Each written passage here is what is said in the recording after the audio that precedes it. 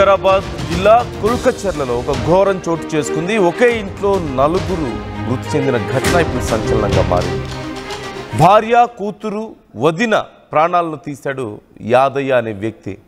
అయితే ఆ సమయంలో తండ్రి నుంచి పారిపోయి తన ప్రాణాలను దక్కించుకుంది పెద్ద కూతురు. ముగ్గురు ప్రాణాలను తీసిన తర్వాత యాదయ్య బలవన్మరణానికి పాల్పడినట్లుగా తెలుస్తోంది. మృతులు భార్య అలివేలు, కూతురు శ్రావణి, వదిన హన్మమ్మగా తెలుస్తోంది. భార్య వయసు 32 ఏళ్ళు, కూతురు వయసు 10 ఏళ్ళు, అలాగే వదిన హన్మమ్మ వయసు 40 ఏళ్ళుగా తెలుస్తుంది. కుటుంబ కలహాలతోనే ఇంత దారుణానికి పాల్పడ్డాడంటూ సమాచారం అందుతోంది. ఈ అంశానికి సంబంధించి పోలీసులు ఏమంటున్నారో ఒకసారి చూద్దాం. తెల్లవారుజామున కులబ్చెల్లలో ఒక 100 కాల్ రావడం జరిగింది. దాన్ని అటెండ్ చేస్తే ఒకరికి వెళ్ళి చూస్తే యాదయ్య అనే వ్యక్తి అతని భార్యని, చిన్న బిడ్డని, వాళ్ళ వదినని, ముగ్గురిని, వాళ్ళ పెద్ద బిడ్డని కూడా చంపడానికి ప్రయత్నం చేసి ఆ అమ్మాయి తప్పించుకొని పారిపోయింది. ఆ తర్వాత అతను కూడా ఇంట్లో దీని విషయంలో ప్రాథమికంగా మేము విచారణ చేస్తున్నాము. దీని మీద ఫిర్యాదు తీసుకున్న తర్వాత ఫర్దర్గా డీటెయిల్స్ మేము అప్డేట్ చేస్తాం. తెల్లవారుజామున కులబ్చెల్లలో ఒక 100 కాల్ రావడం జరిగింది. దాన్ని అటెండ్ చేస్తే ఒకరికి వెళ్ళి చూస్తే యాదయ్య అనే వ్యక్తి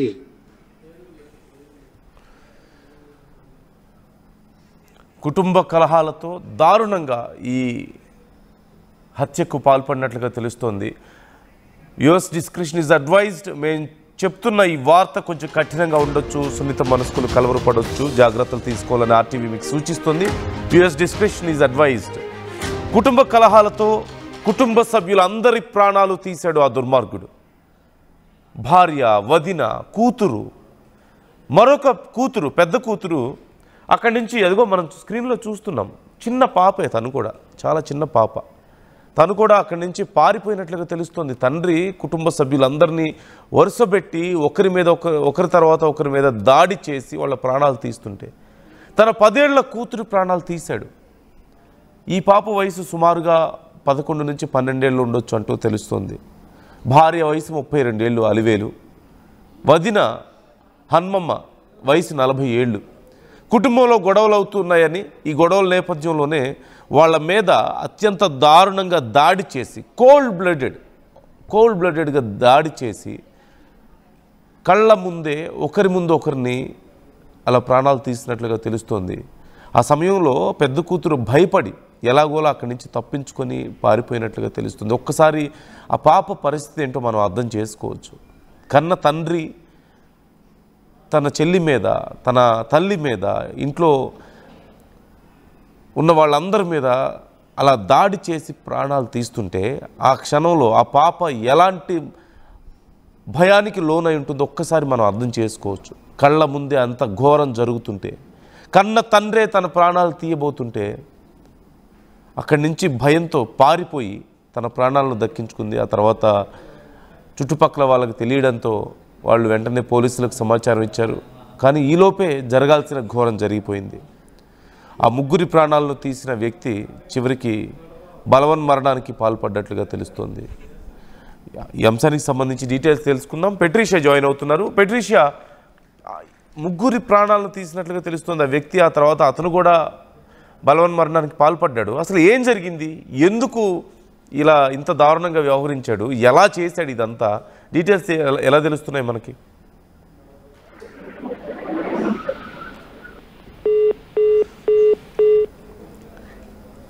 మరికొద్దిసేపట్లో పెట్రీషియా అంతా మళ్ళీ జాయిన్ అవుతారు.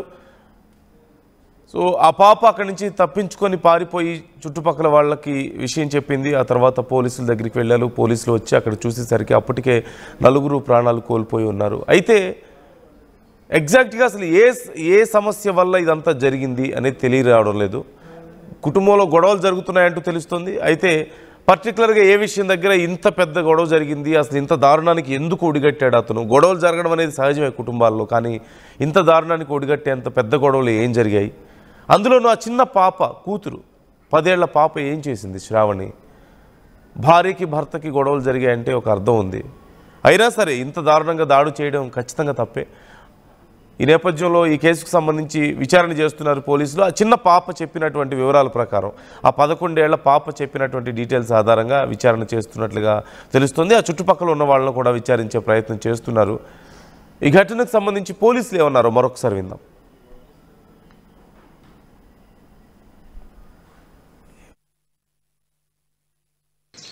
తెల్లవారుజామున కులబ్చెర్లలో ఒక 100 కాల్ రావడం జరిగింది. దాన్ని అటెండ్ చేస్తే వెళ్ళి చూస్తే యాదయ్య అనే వ్యక్తి అతని భార్యని, చిన్న బిడ్డని, వాళ్ళ వదినని, ముగ్గురిని, వాళ్ళ పెద్ద బిడ్డని కూడా చంపడానికి ప్రయత్నం చేసి ఆ అమ్మాయి తప్పించుకొని పారిపోయింది. ఆ తర్వాత అతను కూడా ఇంట్లో దీని విషయంలో ప్రాథమికంగా మేము విచారణ చేస్తాము. దీని మీద ఫిర్యాదు తీసుకున్న తర్వాత ఫర్దర్గా డీటెయిల్స్ మేము అప్డేట్ చేస్తాం. తెల్లవారుజామున కులబ్చెర్లలో ఒక 100 కాల్ రావడం జరిగింది. దాన్ని అటెండ్ చేస్తే వెళ్ళి చూస్తే యాదయ్య అనే వ్యక్తి అతని భార్యని, చిన్న బిడ్డని, వాళ్ళ వదినని, ముగ్గురిని, వాళ్ళ పెద్ద బిడ్డని కూడా చంపడానికి ప్రయత్నం చేసి ఆ అమ్మాయి. పెట్రిషియా జాయిన్ అవుతున్నారు, మనతో డీటెయిల్స్ తెలుసుకుందాం. పెట్రిషియా, అసలు ఏం జరిగింది? ముగ్గురి ప్రాణాలను తీసి అతను కూడా బలవన్మరణానికి పాల్పడినట్లుగా తెలుస్తుంది. అసలు అక్కడ ఏం జరిగింది, ఇంకా డీటెయిల్స్ ఎలా ఉన్నాయి? వికారాబాద్ డిస్ట్రిక్ట్ పులికర్చర్లలో దారుణం చోటు చేసుకుంది. ఏదైతే కుటుంబ సభ్యుని సొంత తండ్రి భార్యని, పిల్లలని, మరోవైపు భార్య అక్కని కూడా అతి దారుణంగా కత్తితో పొడిచి మరి హత్య చేసి తను కూడా బలవన్మరణానికి పాల్పడ్డాడు. యాదయ్య, వేపూరి యాదయ్యకి 2 పిల్లలు, మరోవైపు పెద్ద కూతురు పేరు అపర్ణ, చిన్న కూతురు పేరు శ్రావణి. అపర్ణకి 13 సంవత్సరాలు, శ్రావణికి 10 సంవత్సరాలు. అలివేలి వాళ్ళ వైఫ్, అలివేలి వాళ్ళ కుటుంబ సభ్యులు హనుమానమ్మ కూడా అదే ఇంట్లో దాదాపు 4 ఎవరైతే ఉన్నారో, తెల్లవారుజామున వేపూరిని ఎవరైతే యాదయ్య ఉన్నారో అతను లోపలికి రావడము, వీళ్ళందరూ నిద్రిస్తున్న సమయంలో విచక్షణ రహితంగా కత్తితో చేతులు కాలు కోయడము, తలభాగం పైన పొడవడం, అతి దారుణంగా 4 మహిళల్ని చంపడానికి ప్రయత్నించారు. తర్వాత 3 చనిపోయారు. భార్య వాళ్ళ అక్కతో పాటు చిన్న కూతురు శ్రావణి 10 సంవత్సరాల కూతుర్ని కూడా అతి దారుణంగా హత్య చేసి తను కూడా బలవన్మరణానికి పాల్పడ్డాడు. మరోవైపు పెద్ద కూతుర్ని కూడా చంపబోయాడు. పెద్ద కూతుర్ని కూడా కత్తితో పొడిచి చేతుల పాలు కట్ చేసిన సమయంలో అన్కాన్షియస్ అయిపోవడం, అది పెద్ద కూతురు కూడా చనిపోయి అపోహ పడి తను కూడా ఉరి వేసుకొని మరి బలవన్మరణానికి పాల్పడ్డాడు. వెంటనే ఆ ఎవరైతే ప్రస్తుతంతో అన్కాన్షియస్ స్టేట్ నుంచి బయటికి రావడం, ఇదంతా జరగడం అంతా పోలీసులకు ఇన్ఫార్మ్ చేయడం, వెంటనే గ్రూప్ టీమ్స్ తో పాటు పోలీస్ అందరు కూడా చేరుకున్నారు. మరోవైపు పరిగి గవర్నమెంట్ హాస్పిటల్ మార్చరీకి అయితే మృతదేహాలు అయితే పంపించారు. అసలు యాదయ్య ఎందుకు చంపాల్సి వచ్చింది? కుటుంబ కలహాలనే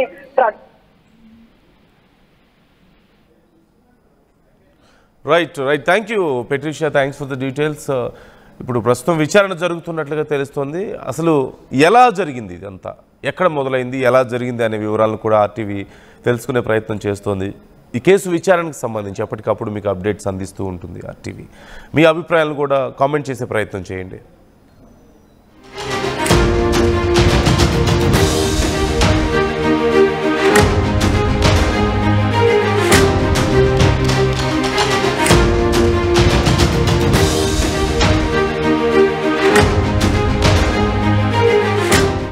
local to global news at your fingertips. మీ చేతిలో ఒక ఆయుధం. డౌన్లోడ్ రా TV app. Media legend Ravi Prakash is back.